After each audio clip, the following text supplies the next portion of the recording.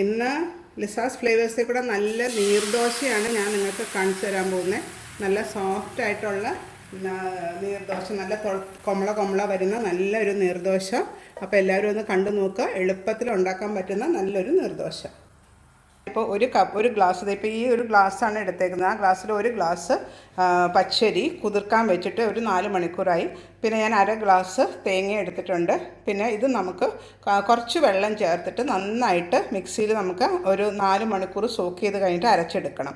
എന്നിട്ട് അതിനകത്തോട്ട് കുറച്ച് ഉപ്പും 1 ടീസ്പൂൺ വെളിച്ചെണ്ണയും കൂടെ ചേർത്ത് പിന്നെയും കുറച്ചും കൂടെ വെള്ളം ചേർത്ത് നന്നായിട്ട് മിക്സ് ചെയ്ത് വെക്കണം. അത് മിക്സ് ചെയ്ത് വരുമ്പോൾ ഞാൻ കാണിച്ചു തരാം കൺസിസ്റ്റൻസി. ഇപ്പോൾ ഞാൻ ആദ്യം ഇത് രണ്ടും കൂടെ ഒന്ന് നല്ല ഫൈൻ പേസ്റ്റായിട്ട് അരച്ചെടുത്തുകൊണ്ട് വരാം. അപ്പോൾ അരിയും തേങ്ങയും ഉപ്പും 1 ടീസ്പൂൺ വെളിച്ചെണ്ണയും കണ്ടോ, ഞാനത് മിക്സ് ചെയ്തു.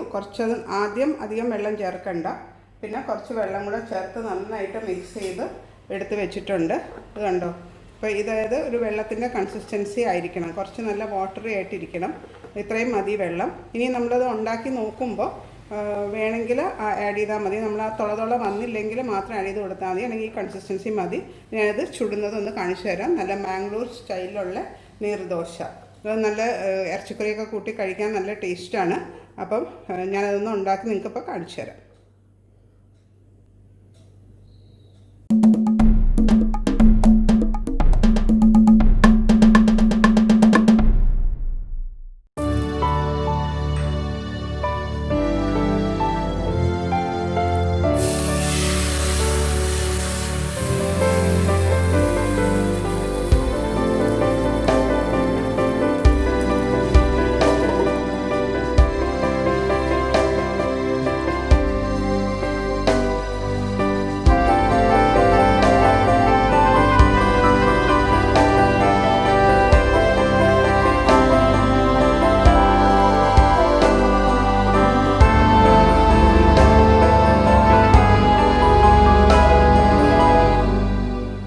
ഒരെണ്ണം കൂടെ ഞാൻ ഒഴിക്കാം.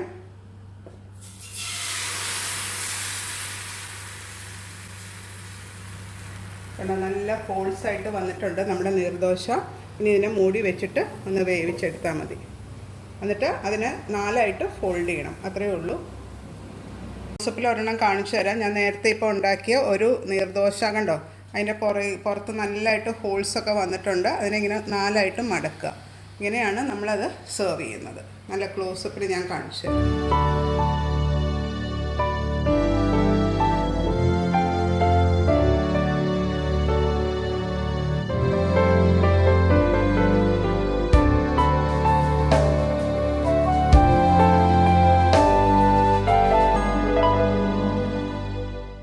അപ്പോൾ നമ്മുടെ നീർദോശ റെഡി ആയിട്ടുണ്ട് കണ്ടോ. എന്നിട്ട് ഇതിങ്ങനെ തന്നെ നമുക്ക് ഒരു പ്ലേറ്റിലോട്ട് ഒന്ന് ഇങ്ങനെ ഇട്ട് കൊടുത്താൽ മതി. എടുത്ത് വെച്ചിട്ടുണ്ട് കണ്ടോ. അതിൻ്റെ അകത്ത് ഹോൾസ് നിങ്ങൾക്ക് ക്ലോസപ്പിൽ കാണാം. അതിനെ ഒന്ന് ഇതിങ്ങനെ ഫോൾഡ് ചെയ്ത് കണ്ടോ, കറക്റ്റ് നല്ല ഹോൾസ് വന്നിട്ടുണ്ട്. ഇങ്ങനെയാണ് ഓരോ നീർദോശ ഉണ്ടാക്കിയെടുക്കേണ്ടത്. ഞാൻ ഉണ്ടാക്കിയ ആ നീർദോശയെല്ലാം 4ആയിട്ട് ഫോൾഡ് ചെയ്ത് ഞാൻ ഇങ്ങനെ പ്ലേറ്റിൽ അറേഞ്ച് ചെയ്ത് വെച്ചിട്ടുണ്ട്. ഇനി നമുക്കിത് കറിയും കൂട്ടി കഴിച്ചാൽ മാത്രം മതി. ഇത് ഏത് കറി ഇതിൻ്റെ കൂടെ പോകും.